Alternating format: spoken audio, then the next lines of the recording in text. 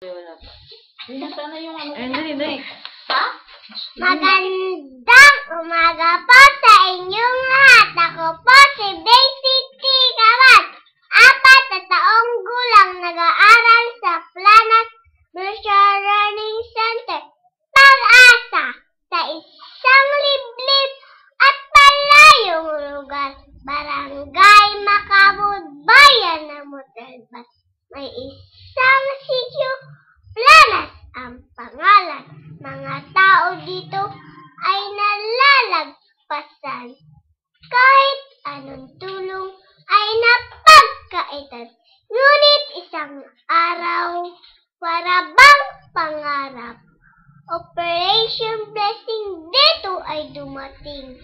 Mga batang paslit, sila'y natulungan. At higit sa lahat ay mga magulang. Di doon natapos, kabutihan ng Diyos. Ang kristal na tubig dito'y bumukal. Mabutag yan, pusong inasam.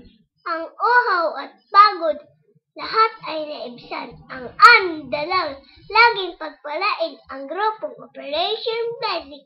Salamat po kay Pastor Jun, kay Pastor Bobot, at Ating Linda rin sa inyo pong lahat. Maraming salamat po. Wow! Yay!